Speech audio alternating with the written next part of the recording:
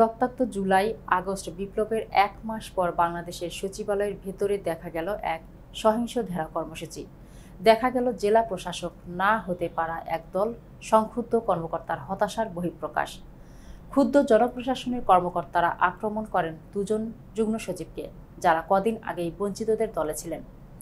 জেলা প্রশাসক ডিসি পদে পদায়নের বিষয়ে এই দুজনের চূড়ান্ত কর্তৃত্বে ছিল এমনও নয়। বিস্তারিত দেখুন ডেস্ক রিপোর্টে।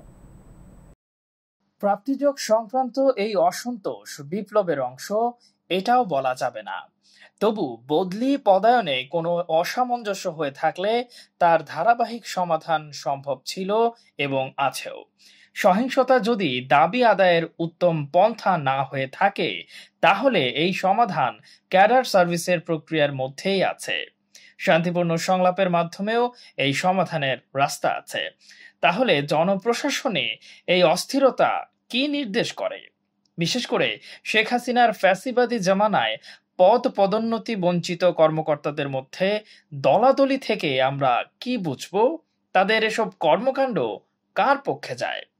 এখন তো সময় শান্তি ও সুশাসন নিশ্চিত করে 15.5 বছরের জঞ্জাল পরিষ্কার এবং নতুন বাংলাদেশ গড়ার ভিত্তি রচনা করার। রাষ্ট্রীয় সংস্কার ও পুনর্গঠনের সঙ্গে সঙ্গে এক একজন নাগরিককে যোগ্য, ক্ষমতাবান ও মর্যাদাশীল করে তৈরি করতে পারলেই শেখ হাসিনার ফ্যাসিবাদ আর মাথাচাড়া দিয়ে উঠতে পারবে না।